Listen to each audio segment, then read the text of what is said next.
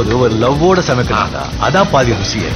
வெங்காயம் நறுக்கும் போது கூட ரசிச்சு நறுக்கணும், லவ்வோட.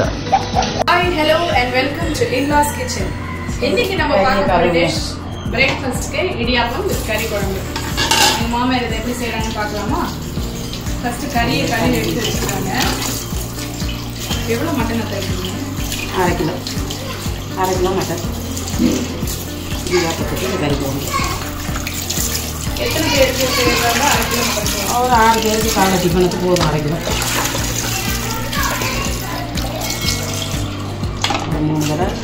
3 தடவை நல்லா கழுவிடணும். ஒரு 6 பேருக்குன்னா 1/2 கிலோ. 1/2 கிலோ காலை டிஃபனுக்கு 3 தடவை நல்லா கழுவிடணும்.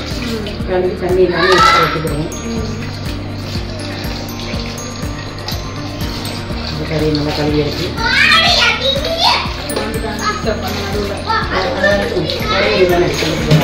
கறியை நல்லா கழுவியாச்சு. இதுக்கு என்னென்ன இன்கிரீடியன்ஸ் தேவைன்னு பார்க்கலாம்.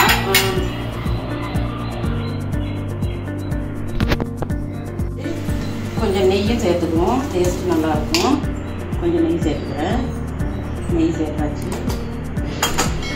எண்ணெய் காய்ஞ்சதும் பட்டை, லவங்கம், ஏலக்காய், பிரிஞ்சி இலை 2 சேர்த்துக்குவேன்.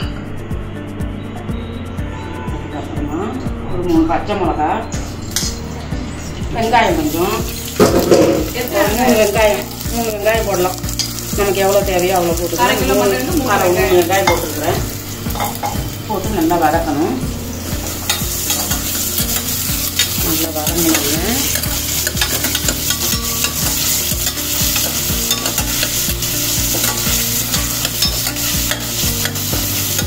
நல்லா வதங்கட்டும். பட்டை, லவங்கம், ஏலக்காய், 3 வெங்காயம், பச்சை மிளகா போட்டு வதங்க விட்டுருக்கேன்.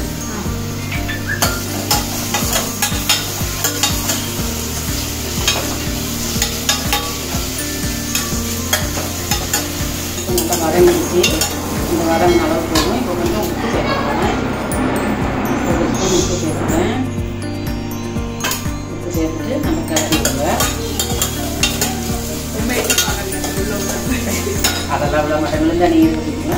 இப்போ இஞ்சி பூண்டு பேஸ்ட். இந்த ஸ்பூனில் ஒரு 1.5 ஸ்பூன் இஞ்சி பூண்டு பேஸ்ட்டு. எவ்வளோ நம்ம இஞ்சி பூண்டு பேஸ்ட் சேர்க்கணுமோ அவ்வளோ டேஸ்ட்டாக இருக்கும். இஞ்சி பூண்டு பேஸ்ட் போட்டு நல்லா கிளறி விடணும். இப்போ தான் என் மருமாவும் பார்த்துக்கிட்டு இருக்கு. சரி, இஞ்சி பூண்டு பேஸ்ட் போட்டு கிளறி விட்டாச்சு. எல்லோரும் டிஃபன் சாப்பிட வேண்டி.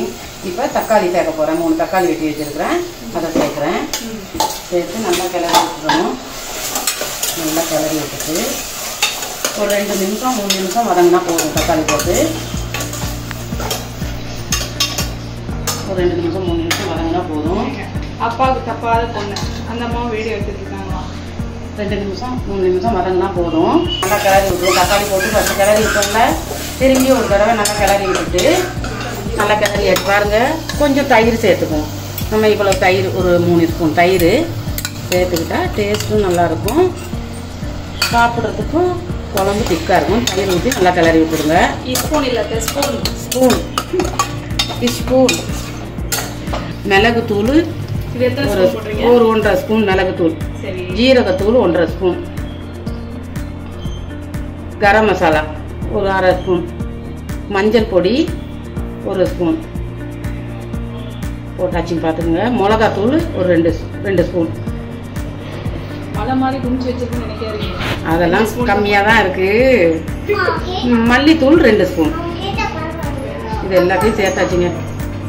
இதெல்லாம் நல்லா சேர்த்துட்டு இப்போ நல்லா கிளறி விடணும். எல்லாத்தையும் நல்லா கிளறி விட்டுட்டு நல்லா கிளறிக்கிட்டே இருக்கணும். போட்டு எல்லாம் மிஸ் ஆகுற வரைக்கும் கிளறணும். கிளறிட்டேன்னா இப்போ அப்படியே என்ன பண்ணணும், இந்த மட்டன் எடுத்து நம்ம அப்படியே தண்ணி இல்லாமல் இதில் போடணும்.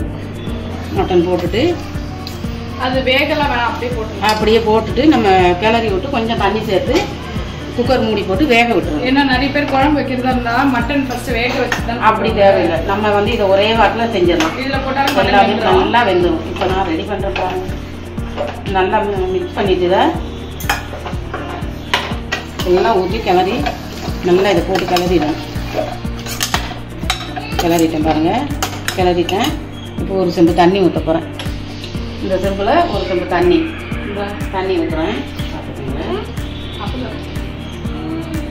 தண்ணி ஊற்றி பேராண்டி வந்து என்னை இழுத்துக்கிட்டு இருக்கான். என்னப்பா சாருக்கு பசி வந்துருச்சு போல, இன்னைக்கு லேட்டு. என்ன சொல்கிறீங்க? ஃபோன் கேட்டுக்கிட்டு இருக்கான் என் பேரன் வந்து. இந்த பாருங்க, தண்ணி ஒரு செம்பு ஊற்றி நல்லா கிளறி விட்டுட்டேங்க. இப்போ இதை மூடி போட்டு மூடிடும். சாதா மூடி ஒன்று போட்டு மூடிடணும் கொஞ்சம் நேரத்துக்கு. மூடிட்டு ஒரு கொதி வந்த உடனே நம்ம தேங்காய் அரைச்சி வச்சுருக்கோம்ல, இந்த தேங்காயை சேர்த்துக்கணும். எவ்வளோ தேங்காய்? தேங்காய் ஒரு அரை மூடி சேர்த்து வச்சுருக்கோம். இதில் பாதி சேர்த்தாலே போதும் நமக்கு. இது வந்து முந்திரி பருப்பு, தேங்காய், பாதாம் 4, பட்டை 2, லவங்கம், ஏலக்காய் இவ்வளவும் சேர்த்து தேங்காவை வறுத்து அரைச்சி வச்சுருக்கேன். இப்போ இதில் நான் பாதி தான் சேர்க்க போகிறேன். ஒரு பார்த்துக்குங்க, இதில் வந்து ஒரு 2 கரண்டி தான் சேர்க்க போகிறேன். குழம்பு திக்காக டேஸ்ட்டாக இருக்கும். மீதி பாதி வந்து மத்தியானம் நான் பிரியாணி செய்ய போகிறேன். அதுக்கு தான் கறியெல்லாம் ரெடி பண்ணி வச்சுருக்கேன். பிரியாணி தான். சிக்கன்னா சீக்கிரம் வெந்துடும், மட்டன் வேகிறதுக்கு கொஞ்சம் லேட்டு தான். ஒரு மூடி போட்டு மூடிக்க போகிறேன். ஒரு 4லேருந்து ஒரு 5 விசில். 4லேருந்து 5 விசில் கறியாக இருக்குல்ல, அதனால அவ்வளோதாங்க. 4லேருந்து ஒரு 5 விசில் வந்துச்சுன்னா கறி வெந்துடும்.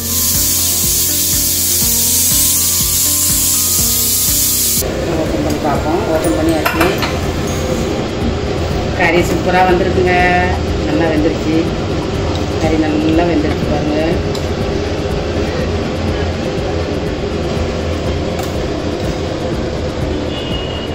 கறி நல்லா வெந்துருச்சு. இடியப்பத்துக்கு கறி குழம்பு ரெடி. இப்போ நம்ம கொஞ்சம் மல்லிக்கீரை கொஞ்சம் தூவிக்கணும். பக்ரீத் ஸ்பெஷல் தான். ஆமாம், இன்னைக்கு பக்ரீத் இல்லையா, அதனால பக்ரீத். நாங்கள் எப்போவுமே வந்து எல்லா வருஷமுமே பாதி லெமன், நம்ம கடைசியாக லைட்டாக ஒரு பாதி லெமன் கொடுத்துக்கணும். டேஸ்ட் நல்லாயிருக்கும்.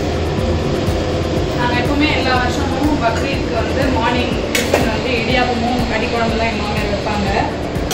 அப்படியே என் மருமகளுக்கு ரொம்ப பிடிக்கும். பிரியாணியும் செய்வேன்.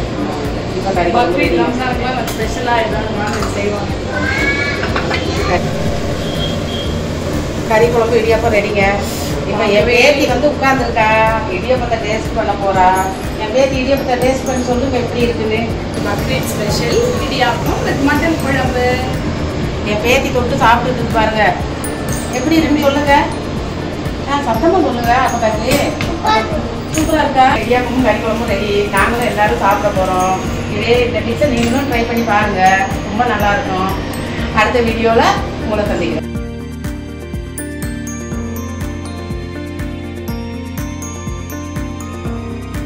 சமைக்கும் போது ஒரு லவ்வோட சமைக்கணும்டா, அதான் பாதி ருசியே. வெங்காயம் நறுக்கும் போது கூட ரசிச்சு நறுக்கணும், லவ்வோட.